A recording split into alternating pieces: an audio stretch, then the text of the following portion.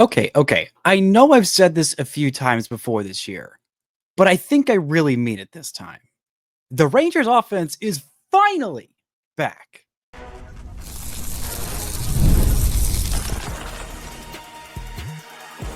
You are Locked On Rangers, your daily Texas Rangers podcast, part of the Locked On Podcast Network, your team every day. You are locked onto the Texas Rangers, the first and best daily Rangers podcast. I'm Bryce Patrick, a cripplingly addicted Texas Rangers fan, covering this team for 12 seasons, including all 7 as the founder and host of this podcast. Thank y'all so much for making Locked On Rangers your first listen every single day. If you're not already, you can follow me on Twitter at Bryce Patrick. You can follow the show at Locked On Rangers. Hit subscribe on your favorite podcasting platform and on YouTube, where the best way to help grow the show is to comment nearly any single thing below. Now, on today's show, we're talking about this offense being back for real, why it's so important that the offense is getting started now, a little bit of concerns with the pitching rotation, and is it too late to save this season? Before we get into all of that, today's episode is brought to you by FanDuel. Right now, new customers can get $200 in bonus bets when your first $5 bet wins. Now, I've said this a few times about the Rangers offense, including after that game, that series against the Cardinals, including after a series against Detroit, where the Rangers scored 10 double-digit runs on that Saturday game and then 8 runs on the Sunday game. I thought, okay, maybe that was the time where this Rangers offense was back. When the Rangers dropped 15 runs against the A's in the 29th of April, I thought, okay, all right, now this is the time that the Rangers offense is back. Well, it wasn't those times. It showed signs of life for sure in the past, but this time, for real, I think the offense is finally back. They've been showing moments of it, moments of magic, and even all this month, even in that series against the Cardinals, it really took.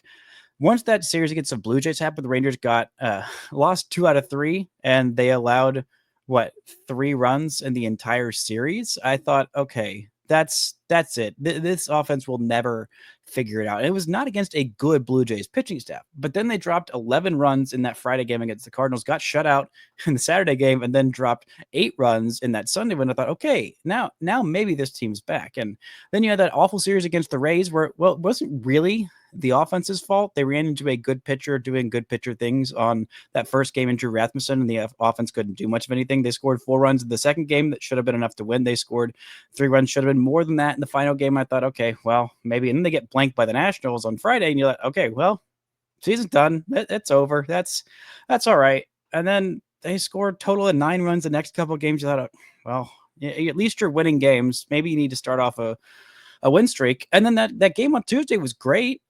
And then they get, two runs in the game right after. I thought, okay, well, that was predictable for this Rangers offense. I think what we've learned is that this Rangers offense can have a big series, but in the other game, they can have 2 games big in a series, 2 big offensive games in a series. But the third game, they're going to look like crap. That's just what's going to happen. That series against the Tigers, where they scored a total of 18 runs in 2 games, they got barely 1 run and looked horrendous against Tarek Skubal, which, again, Tarek Skubal, it'll happen. In that series against the Cardinals, they looked awful in that middle game, despite scoring a crap ton of runs on either side of it. They won the series, thought, okay.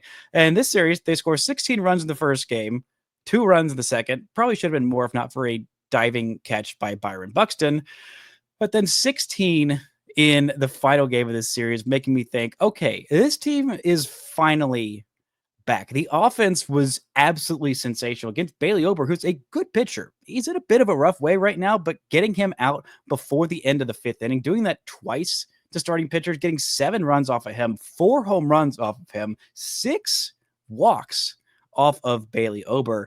And this offense was just obliterating baseball. 6 home runs, including 3 different 3-run bombs, 1 by Wyatt Langford, 1 by Adolis Garcia, who desperately needed it, and 1 just for good measure off a position player pitching, a pinch hit 3-run Jimmy Jack from Sam Haggerty, his second of the season. But the game was well in hand by that point, because the rest of this offense was just cooking. A 3-hit day for Jake Berger, who hit one of the other non-3-run homers. Also a leadoff bomb by Joshua H. Pookie hits real good, soon to be Gold Glover, formerly Silver Slugger, soon to be possibly All-Star Smith. Just a great day all around because this game wasn't immediately out of hand. I mean, the Rangers got themselves in quite a bit of trouble. We'll talk about Patrick Corbin in the second segment and some concerns with this rotation, of which there have been basically none to this point in the season. But we're talking about the good stuff. And when this game was in doubt, some two-out scoring, I should add, is something that this team had not done really much of at all. That 3-run jack by Adolis Garcia, that was a 2-out bomb. The 3-run bomb by Wyatt Langford, that was a 2-out 3-run Jimmy Jack, the most heartbreaking play in all of sports besides, a walk-off grand slam or something like that. But Adolis Garcia being a menace on the base pass, and his bat is starting to heat up. I talked about it on yesterday's show, or maybe it was the day before that. But when Adolis Garcia is about to go on a prolonged hot streak, it's when he's hitting the ball with authority to the opposite field. And he'd been doing that for a couple of weeks, but it hadn't really led to great results. But what had been great for Adolis Garcia this year is his defense, his base running. He has his athleticism back after being hobbled for a lot of last year with issues with both of his knees. Now he looks like his fully athletic self, being a menace out there on the base pass, forcing a balk and scoring the second run of the day, where the Rangers got that leadoff bomb by Josh Smith, but then gave it right back at the bottom of the first inning, and this game was in doubt. And then they went on a prolonged inning, 5 runs scored in the second inning. One of those came on the 1-out bomb by Jake Berger that just barely scraped over the Petunias, but hey, a homer is a homer. His 10th of the season. Adolis Garcia forcing that balk and then scoring on a good bit of hitting by Kyle Higashioka with a runner in scoring position. He has done a good job of that this series, including with his 5 RBIs in that 16-run outburst, where the bottom of the lineup did a lot of the work in that Tuesday game. This time, the top of the lineup had some help with it as well. A big day for Josh Smith. He reached base 3 times. Wyatt Langford reached base 4 times, including a couple of walks. Also had a couple of strikeouts. That 3-run bomb, his 14th of the season, and absolutely obliterated that baseball off of Bailey Ober after looking really terrible in his first at-bat against Bailey Ober. But the rest of this offense just stepping up. Everybody all up and down this lineup outside of Seager, who went 0 for 3 with a pair of walks and a strikeout, then got pinch hit for late for Ezekiel Duran, just because, well, this game was out of hand. Marcus Semien only had 1 hit on the day, a single. He ended up scoring a run because everybody was scoring runs in this one. Literally everybody outside of, Alejandro Ozuna, who went 0 for 1 in a pinch hit appearance, and Ezekiel Duran even scored a run after getting hit by a pitch for a position player pitching. But outside of that, I mean, it's crazy. The Rangers scored 16 runs. Only 3 of them were off of position player pitching. It wasn't just like, oh, the position player pitcher just got obliterated for 10 runs and it made it look worse than it was. No, these were off of legitimate pitchers. And this has been, again, it's a struggling Twins team right now, but overall still a good Twins team and a good Twins pitching staff. Not just the rotation has been good overall. Not a great day for Bailey Ober. This start before he gave up 5 runs and, didn't look great. He's in a bit of a rough way now, but still a good pitcher. And the bullpen arms that they used, not just terrible cleanup guys. I mean, Sands is a good reliever. They knocked his ERA over 4. They got him for 4 runs in his 1 inning of work. Wentz's ERA is now to 4.61 because the Rangers got him for a couple of runs, including 3 walks and a homer off of him. I mean, this is a team that is putting together some quality at bats, and none of them are more quality than Evan Carter, who has been absolutely aflame this past week. We're going to talk about him, why his breakout is so important to this Rangers offense, and for the first time all season, just a little bit of concern for this starting rotation. All that and more right after this. This show is brought to you by Trade. Let's be real. Coffee isn't just a drink. It's a ritual, a lifeline, and the thing that gets you from half asleep to fully functioning. And if it's that essential, why settle for anything less than amazing? That's where Trade Coffee comes in. Trade is the #1 coffee destination in the U.S., delivering fresh, incredible coffee from over 50 of the country's top roasters. Whether you're a cold brew fan or a pour over purist, they've got exactly what kind of roast you will love. The coffee was fresh, it smelled amazing, and honestly, it ruined grocery store coffee for me in the best possible way. And if the match isn't a perfect fit, Trade will replace it for free until they get it just right. Right now, Trade is exclusively offering our customers 50% off your 1 month trial at drinktrade.com/lockedonmlb. That's TRADE.com/lockedonmlb for 50% off your 1 month trial. Drinktrade.com/lockedonmlb. Shout out to the Aviators for making Locked On Rangers your first listen every single day. I'll be back on Monday's show talking about this series against the Chicago White Sox. Hopefully another series that the Rangers can win and make it 3 straight series wins, maybe even sweep all those games. Maybe they'll score 16 runs in a game. Maybe they won't. But either way, I'll be back on Monday talking about exactly what all went down. And this offense has been incredibly hot. Nobody has been hotter over the last 4 games specifically than Evan Carter. Evan Carter, the little savior, little sparking this offense. Nothing little about what he's been doing the last 4 games. He has been truly a flame. He has been more than on fire. He has been fire incarnated. He is a fire bender. He has been just incredibly scorching, scaldingly hot. 10 for 16 his last 4 games with 3 walks, 3 homers, a double. Somehow just 7 RBIs despite having so many homers and extra base hits, 2 stolen bases, 1 strikeout. The slash line over the last 4 games. Again, it's a 4-game sample size, but for Evan Carter, who hasn't played all that many big league games this year, he has played 19 of them.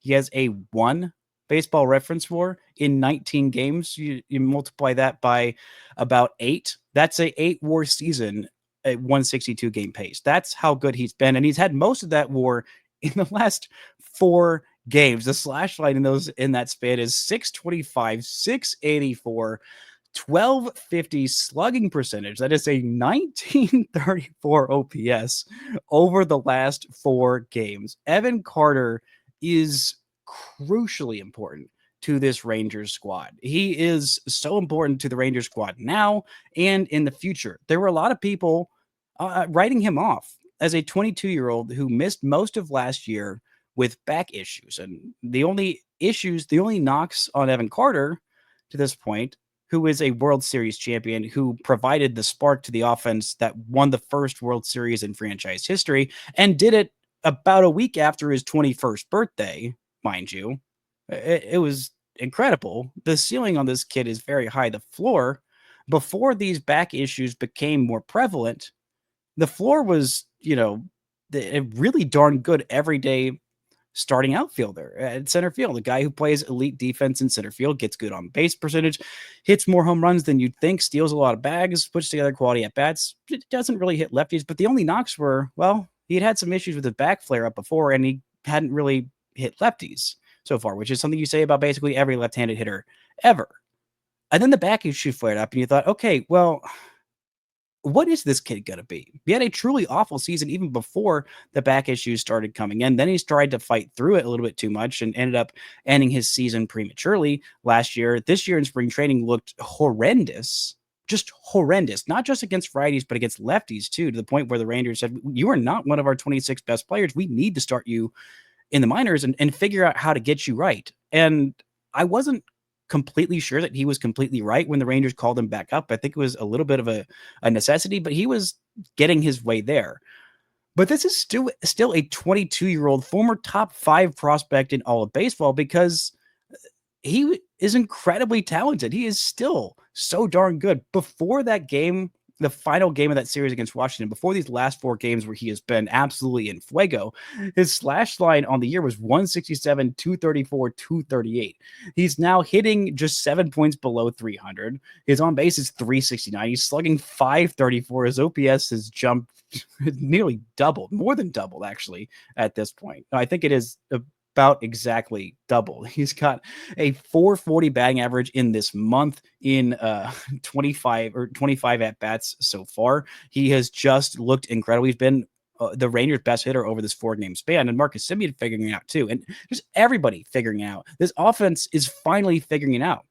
And for Evan Carter, what's been very encouraging during this span, he's still, not hitting the ball overall particularly hard. Occasionally he'll hit it hard. His average exit velo is, in the bottom, quarter or so of the league. The bat speed isn't particularly fast, but it hasn't really been for him. He's figuring out ways to be a productive hitter, even with this back issue that, they're trying to get it into remission. Eventually, hopefully it will get into remission. It won't be something that he has to worry about and actively think about every single day, but there still were some concerns. They were legitimate concerns. A 21-year-old, a 22-year-old with chronic back issues, that is the kind of thing that can end a career. That's what happened with Grady Sizemore, a guy who jumped onto the scene, was incredible, and then his career was cut very, very short by these back injuries. But this is still a kid with a lot of promise, and he has shown a lot of talent in this span, and I think will continue to be a big part of this Rangers offense, but just getting everyone right. And Wyatt Langford, especially, he had been in a rough way the last 6 weeks, having a multi-homer series, having this final game where he reached base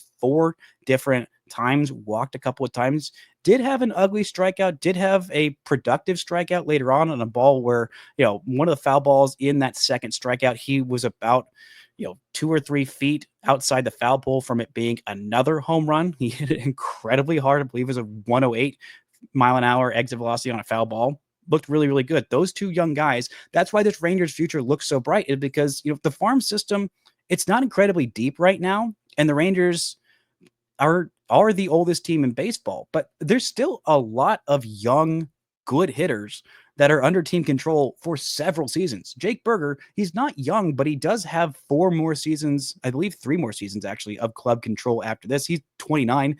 I mean, Josh Young is a good young hitter who's got he hasn't even hit arbitration yet. Same with Josh Smith. He hasn't hit arbitration just yet. You also have Adolis Garcia, who's got another year of club control. And then you have these 2 youngsters young outfielders in Wyatt Langford and Evan Carter, who the ceiling is, perennial all-stars. The floor is really darn good players. And you feel much better about this Rangers future. They've also got Sebastian Walcott coming, who is a top 10 prospect almost universally in all of baseball at this point. And the ceiling for him is incredibly high as well. So I think a lot of the hand-wringing about what's going to happen to this team? Oh, if they don't win now, then everything sucks. They've also still got 2 young pitchers, several young pitchers actually, with a lot of upside in Jack Leiter and Kumar Rocker. They're not doing the best right now, but the ceiling is still incredibly high, and they've both made massive strides in the last couple of years. And also you have another guy who is hopefully coming back at some point sooner as opposed to later, in Cody Bradford, who they're going to need sooner as opposed to later because of this rotation. Now, this was not a good start by Patrick Corbin. I would say his worst start of the year, which it's not a horrible start, not even really that bad a start, but given the context, the Rangers definitely wanted a bit more out of Patrick Corbin, which is ironic because what they've gotten out of Patrick Corbin is way more than anybody would have expected. If Patrick Corbin right now was horrendous, and I mean horrendous, for the next 3 starts, then he still would have given the Rangers their money's worth in these first, 12 or so starts that he's made on the season. But when he was staked to a 1-0 lead and then really struggled, immediately gave it back in that first inning. And then in the second inning, the Rangers poured it on a 6-1 lead at that point, and he loads the bases with no outs. Somehow gets out of that without giving up a run in that second inning, but putting himself into a stretchable situation by walking some guys. I mean, 3 walks in 5 innings. In a game where the Rangers gave him every bit of cushion that he could possibly need. I mean, it was 6-1 after 2 innings. Rangers poured on another run in the 5th, and they poured on 6 more runs in the 6th, and he wasn't able to give them those 6 innings. It put the Rangers in a bit of a tough situation, given what's happening this weekend with the rotation. The Rangers, as of right now, have 2 starters listed as TBD for this weekend series against the White Sox. We'll talk about who they could be and why the Rangers needed just a little bit more out of Patrick Corbin, and why this rotation it needs to be carried by this offense for the first time this season. All that and more right after this. This show is brought to you by FanDuel. The NBA playoffs are in full swing, and every night delivers highlight-worthy performances, major momentum shifts, and can't-miss moments. Whether it's a game-winning shot or the breakout play, there's never been a better time to get in on the action. FanDuel makes it so easy to stay in the game. They got all kinds of odds on all different sports, the NBA Finals, the Stanley Cup Finals. They've also got odds on the AL West right now. The Houston Astros are unfortunately the favorites at minus 230. The Rangers are 5.5 back, and they are the only other team in this division with a positive run differential. They are the third favorites at plus 550. The Angels and Mariners, who are tied for second place in the division, both of them below 500. Mariners have better odds than the Rangers at plus 370. Angels all the way down there at plus 2,700. All kinds of different odds on FanDuel. So if you're new to FanDuel, it is the perfect time to sign up. Head to FanDuel.com and place your first $5 bet. If it wins, you'll get $200 in bonus bets. Make every moment more with FanDuel, official sports betting partner of the NBA. Shout out to the everyday making Locked On Rangers your first listen every single day after every single game. You've got the Locked On Rangers postcast hosted by Jeff Biggs coming to you after all 162. It has been a fun week for Jeff. Glad to have him as a part of the Locked On Rangers team. You can find that in your Locked On Rangers podcast feeds wherever you get your podcasts and on YouTube as well. Now, Patrick Corbin did not have a great start in this one. Honestly, not a great start for Tyler Mahle. In the game earlier this week where the Rangers scored 16 runs, he gave up 4 runs in his 5 2/3 innings. He was also staked out to a pretty big lead, not quite as big as Patrick Corbin was staked out to, but Corbin going out there for the 5th inning or for the 6th inning and being unable to get a single out and giving up a couple of runs, it's not ideal. It's not ideal. But he did just throw a complete game in his previous start. That was against his former team, the Nationals. And honestly, a really, really good start.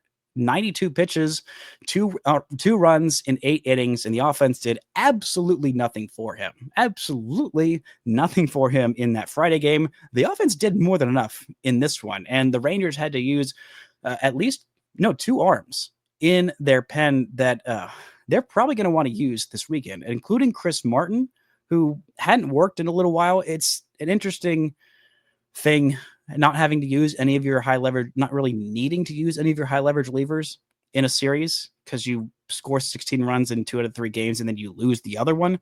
But Martin, who definitely isn't going to be pitching back-to-back games and might be the Rangers' best reliever at this point. If it's not him, then it's Hobie Milner, who worked a perfect inning, only had to throw 11 pitches in that one. Cole Winn came in and threw a second scoreless inning in a blowout game for this series. Still has not allowed an earned run at AAA or the big league level this year. But Chris Martin coming in there did allow a single, struck out 1. It lowered his ERA to 1.66. And it's notable because this Rangers rotation this weekend is listed as, well, TBD on Friday, Jacob deGrom on Saturday, and TBD on Sunday. That's not ideal. That's not really what you want, especially since Tyler Mahle just is coming off of a not great most recent start. Him not being able to just go at hitters with a massive, massive lead and get through at least 6 innings is not ideal. He didn't have to throw all that many pitches in that game, but he got himself in a more stressful situation than he needed to. I mean, he threw 60 strikes in 91 pitches and wasn't quite able to get through 6. 10 hits and 4 runs allowed in that one on Tuesday. Not ideal. Again, just go at guys when you have a massive, massive lead, especially with Corbin. Just throw pitches. Occasionally they might hit a couple of bombs. Your ERA might spike, but you're here to eat those innings. And so not being able to eat as many innings, especially coming off of a week where the Rangers might have to do 2 or at least 2, possibly 3 bullpen games in the span of 6 games, 7 games, because Sunday, that was a bullpen game. Jacob Latz threw around 60 pitches. He pitched in the middle game of this series, so he's probably not available to start another bullpen game, whether that's on Friday or maybe he could be okay for a Sunday bullpen game start, but we'll see at that point. There's not a whole lot of options on the 40-man roster, so maybe they'd have to make a 40-man roster move. The only guys who are not here that are in the minors right now. Mark Church, no, that's not going to be an option. Jose Cordial, he's not even pitching yet for the minor leagues, so that's not going to be an option. Luis Curvelo, interesting. He's been doing very, very well in AAA this season. I'm honestly surprised he hasn't gotten called up, especially since he's been on the 40-man roster for the entirety of this season. Harrison Garabito has been not good in the big leagues and also not particularly good in AAA. It is an option. I don't know that it's a good one. Then there's Cody Hoyer, who just got optioned not too long ago. I don't know if he's been back in the minor leagues for long enough to where they could call him back up without making a move, without it being a corresponding move for an injury. And I don't think anybody on this pitching staff right now is someone that they want to put on the IL. That would be, or that isn't already currently on the IL. So I thought that Nathan Eovaldi would be ready this weekend. That is not going to be the case. He is eligible to return off the IL today, Friday the 13th. That is not going to happen today. He is going to throw a bullpen, or he's been throwing catch. He's going to throw a bullpen, or he's going to be evaluated by the Rangers doctors this weekend, and then we'll have a better understanding of when he's going to come back from that tricep issue.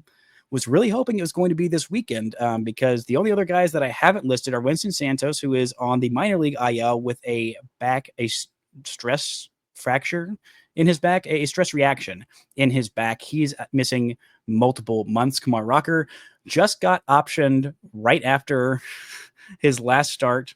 And again, I talked about his most recent start in the minor leagues and why that was encouraging and also discouraging on yesterday's show. You can go check that out.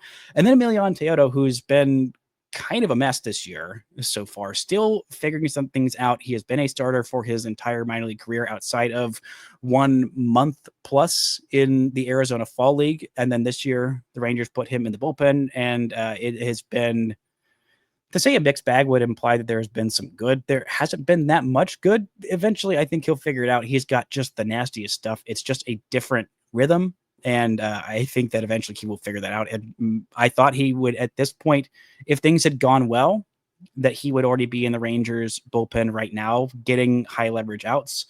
But that's it. Those are the only other options. The only other options, without making a 40-man move, I wouldn't be surprised if Cody Hoyer was just dropped off the 40-man. He was only just added, a couple weeks ago, so I don't think there would be some great loss there. The only other, 40-man roster casualty that I could see is Harrison Garabito.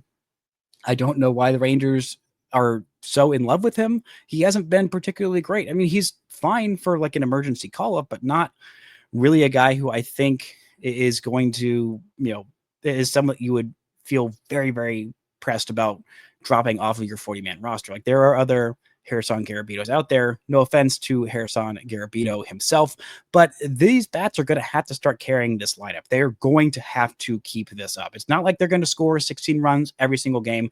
That's not realistic. You're not going to score 16 runs or even 10 runs or even, 8+ runs every single game. That's just not realistic. But again, I've been saying it literally all season long that, like, the offense doesn't have to be 2023. It doesn't have to be the 1927 Yankees. It doesn't have to be the 2023 Braves. It doesn't have to be the 2024 Dodgers. It doesn't have to be the greatest lineup of all time. It doesn't have to be the 99 Rangers. It doesn't.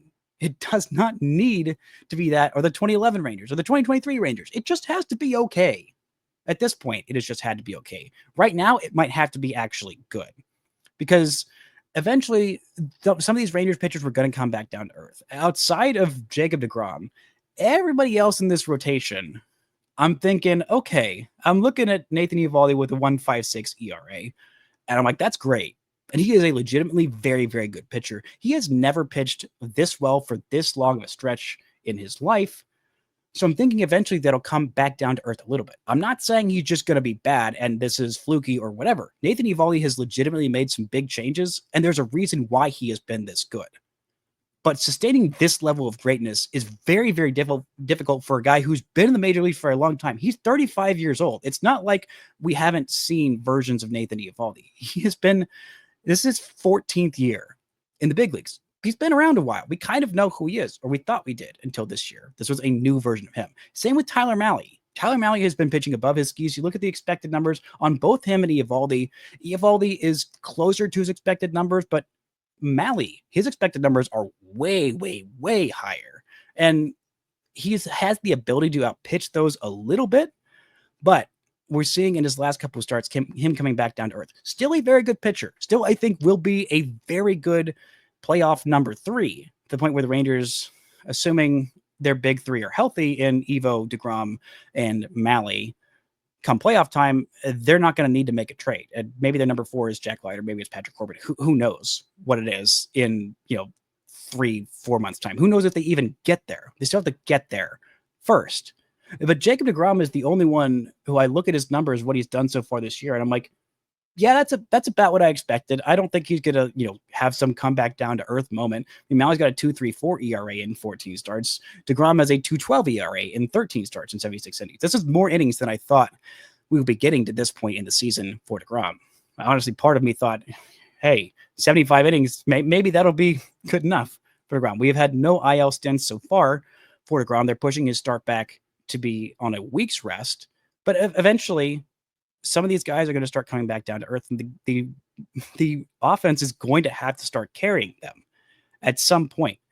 And the thought was, for me, if this offense did figure it out, and it was a big if for a long time, because we're about 70 games into the season, and before this series, it just kind of seemed like, okay, this is what this team is. They're not a good offense. I don't understand it because they are full of very good big league hitters, all having the worst 2-month stretch of their life at the same time.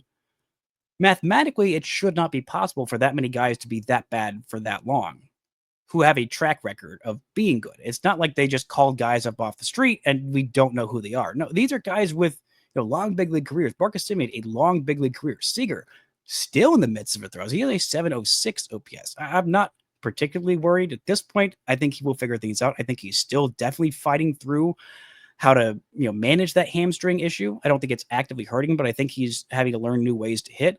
But guys like Josh Young, like Adolis Garcia, who has been a very good big leaguer for several seasons now. Josh Smith, a very good big leaguer last year. Evan Carter has had a lot of promise. I mean, Jack Peterson has been one of the more consistent bats, and I'm sure he's bummed to be on the IL while this offense is figuring things out. Maybe he comes back and just looks more like Jock Peterson that the Rangers hoped they would get. But mathematically, I always thought if they figure it out, if they get positive regression back to being about, the average version of the back of their baseball card said all these guys should be, then it will come in waves. It will be an explosion because they are well below what we've expected them to be, what they expect themselves to be, what the even average version of themselves can be, all of these hitters.